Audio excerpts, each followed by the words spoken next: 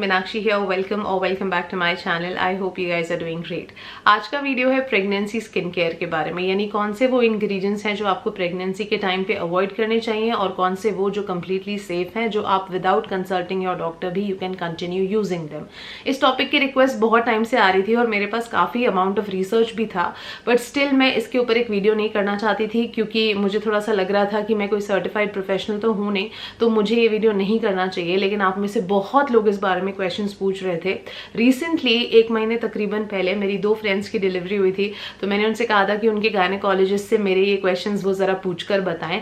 Also personally my self also मुझे कुछ दिनों पहले मेरी गायनेकोलॉजिस्ट को कंसल्ट करना पड़ा था फॉर सम पर्सनल इशू, तो मैंने उनसे ये सारी बातें फिर क्रॉस कंफर्म भी की थी। तो इसलिए आज के वीडियो में जो भी इन्फॉर्मेशन मैं आपसे शेयर करने वाली हूँ वो सिर्फ एक थ्योरी या गूगल रिसर्च के बेसिस पे नहीं है।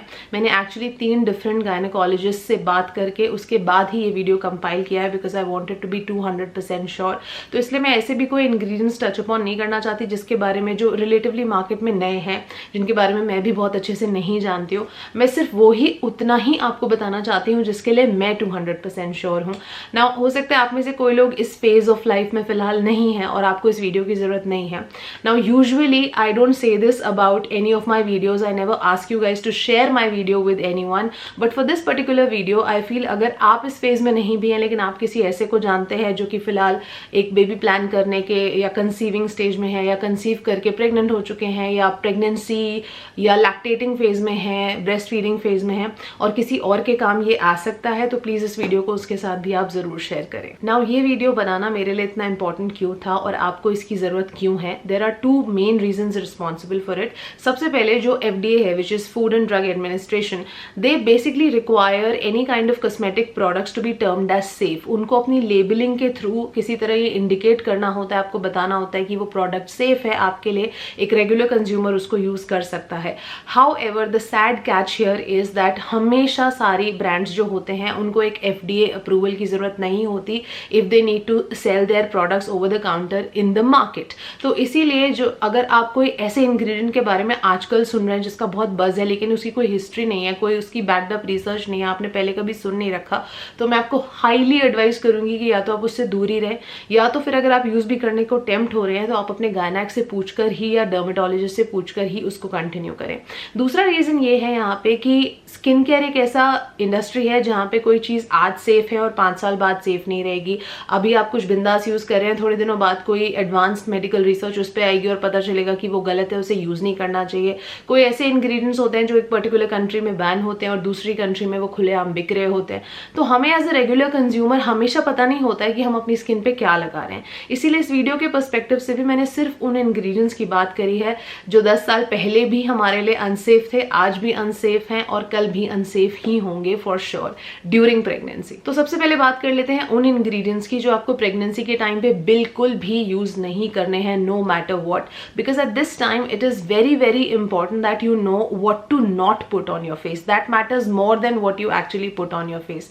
तो ये चीजें जानना आपके लिए बहुत जरूरी है। Number 1 is any derivative of vitamin A which is retinoids या रेटिनॉल्स, बेसिकली हम जो यूज करते हैं एंटी एजिंग पर्पज से, वो इस टाइम पे आपको यूज नहीं करने हैं। स्पेशली अगर आप एक प्रिस्क्रिप्शन के साथ केमिस्ट से खरीदते हैं, एक्यूटेन खरीदते हैं या ट्रेटिनॉइन वगैरह खरीदते हैं, उनमें इसका डोजेज बहुत ज्यादा हायर अमाउंट में होता है, तो ये तो आपको बिल्कुल भी इस टाइम पे यूज नहीं करना है। Number 2 is hydroquinone. कई बार पिगमेंटेशन बहुत कॉमन होती है इस टाइम पे और हमें बहुत टेम्पटेशन होती है कि हम ऐसी चीजें यूज कर ले जिससे कि फटाफट हमारी पिगमेंटेशन खत्म हो जाए। हाइड्रोक्विनोन अपनी स्किन वाइटनिंग प्रॉपर्टीज के लिए काफी जाना जाता है, तो आपको ऐसे प्रोडक्ट से दूर रहना है जिनमें हाइड्रोक्विनोन हो, क्योंकि वो आपके लिए भी ठीक नहीं है और आपके फीटस के लिए उसकी जो ग्रोथ और डेवलपमेंट है उसके लिए भी वो ठीक नहीं होते हैं। नाउ रिसेंटली क्या हुआ था कि मेरी जो मेड जो मेरे घर पे आती हैं, जो मेरी डोमेस्टिक हेल्प है, तो उसको बहुत सालों से बहुत डार्क झाइयां हैं, उसको बहुत ही बड़े बड़े डार्क पैचेस हैं, किसी चीज से भी ठीक नहीं होते। कुछ दिनों पहले वो आई तो उसका चेहरा बिल्कुल साफ था, तो मैंने उसको पूछा कि यार तुमने क्या किया है, क्या लगाया है, इतना साफ कैसे हो गया तुम्हारा चेहरा, बिल्कुल लेजर ट्रीटमेंट की तरह। तो उसने कहा मैम एक बहुत ही सस्ती 60-70 रुपए की क्रीम आती है, मैंने केमिस्ट से ली थी और सिर्फ 1 हफ्ता लगाई और मेरी सारी झाइयां चली गई।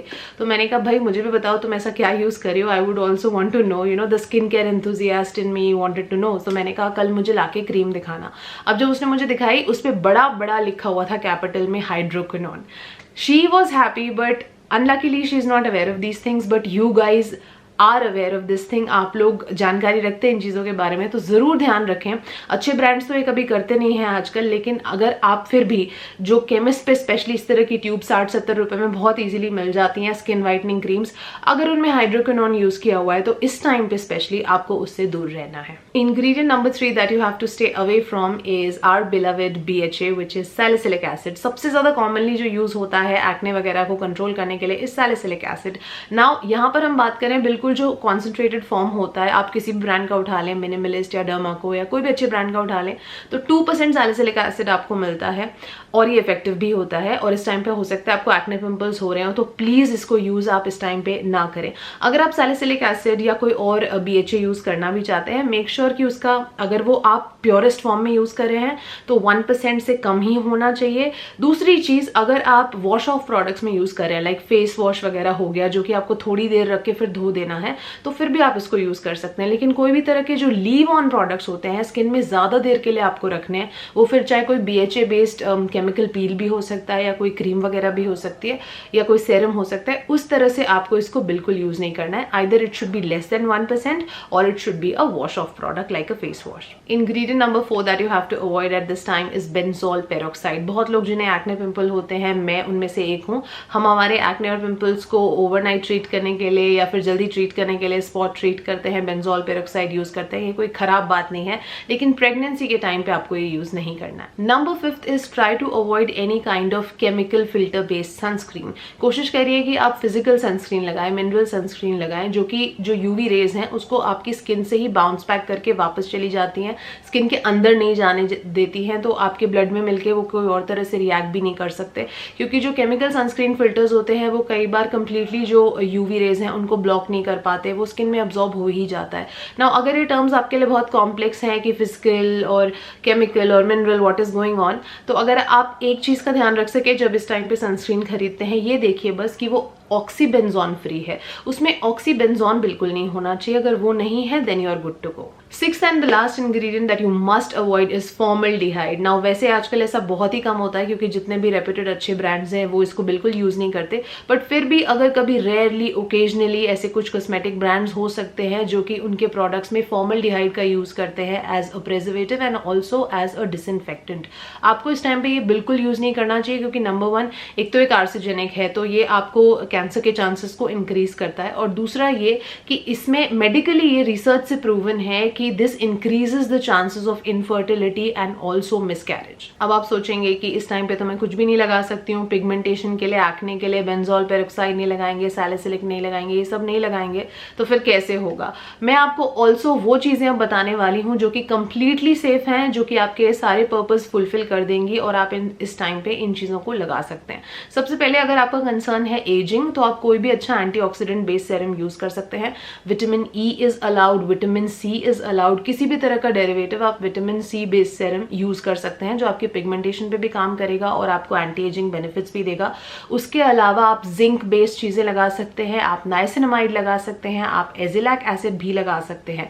कमिंग टू एसिड्स नाउ, अगर आप अपनी एक्ने वगैरह की प्रॉब्लम को कैसे ठीक करें, BHA which is salicylic acid, मैंने कहा या तो वो 2% तो नहीं होना चाहिए, अगर वो 1% से कम है तो या तो आप वो यूज कर लीजिए, बट अगर नहीं है तो आप AHAs इस टाइम पे लगा सकते हैं। AHAs में जैसे मेंडेलिक एसिड हो गया, ग्लाइकोलिक एसिड हो गया, लैक्टिक एसिड हो गया, आप उस तरह के एसिड्स लगा सकते हैं। However general rule of thumb is चाहे AHA हो या BHA हो, जितनी कम परसेंटेज में यूज करेंगे उतना अच्छा होगा। जैसे अगर एक्सफोलिएट करना चाहते हैं, पील्स वगैरह लगाना चाहते हैं, तो उसमें अगर आप 2% से कम ये एसिड्स का उसमें कॉम्पोजिशन हो तो वो आपके लिए इस टाइम पे सेफ है यूज करना, आप उसको यूज कर सकते हैं। उसके अलावा अगर आप अपनी स्किन की इलास्टिसिटी पे काम करना चाहते हैं, उसकी जो प्लम्पनेस है आपको चाहिए, आपका पर्पस है कि स्किन आपकी हेल्दी रहे, ग्लोइंग रहे, हाइड्रेटेड रहे, तो उसके लिए आप हाइलुरोनिक एसिड बेस्ड सेरम्स भी यूज कर सकते हैं और कोलाजन पेप्टाइड बेस्ड या मल्टीपेप्टाइड बेस्ड सेरम्स भी सेफली यूज कर सकते हैं। So these were some of the ingredients that are safe and unsafe to use while you're pregnant. But before I conclude this video, मैं आपको एक सिंपल साधारण सा कंक्लूजन मेरी तरफ से देना चाहती हूँ, just in case this information was too much for you या आप ओवरवेल्म हो रहे थे। ज़्यादा कंफ्यूज होने की ज़रूरत नहीं है और बहुत घबरा जाने की भी कोई ज़रूरत नहीं है। एक सीधा सा फॉर्मूला आप समझिए कि अगर आप क्रीम्स, लोशंस, मॉइस्चराइजर्स इस तरीके के फॉर्म में जो बहुत इजीली ओवर द काउंटर मिलती हैं चीज़ें इस तरह के आप ड्रग स्टोर प्रोडक्ट्स यूज़ करते हैं तो उसमें अगर रेटिनॉल या विटामिन सी या इस तरह की कोई चीज़ें जो हैं वो बहुत कम होती हैं। कई बार अगर आप इंग्रेडिएंट्स पढ़ेंगे, अगर टॉप 5 इंग्रेडिएंट्स में नहीं है आपका जो विटामिन सी है, रेटिनॉल है, कोई भी इंग्रेडिएंट्स टॉप 5 में नहीं और बाद में कहीं आता है तो डाइल्यूट होके काफ़ी कम परसेंटेज में वो होता है उस प्रोडक्ट के अंदर, तो उस तरीके की नाइट क्रीम या कोई आपकी है तो उसको यूज़ करने में आपको बहुत ज़्यादा घबराने की ज़रूरत नहीं है, आप उसको सेफली यूज़ कर सकते हैं। This information is particularly applicable when you are buying those very potent and pure serums, जो एक्टिव, जो प्रॉपरली एक्टिव बेस्ड सेरम्स होते हैं, वहां पे आपको इन चीज़ों का ध्यान रखना है। But when it comes to regular products तो उसमें उतना ज़्यादा फ्रीक आउट करने की आपको बिल्कुल ज़रूरत नहीं है। That's it guys, this was it that I had to share with you guys for this particular video. I really hope that this information was useful to you and it's going to help you guys in your pregnancy. With that expectation, I'm going to wrap up this video. Video अच्छी लगी तो please give me a big fat thumbs up and if you're new to my channel then please subscribe to this channel for more such videos. मैं आपसे बहुत जल्दी मिलूंगी अपने next video में. Until then, take good care of yourselves. I love you all and stay beautiful.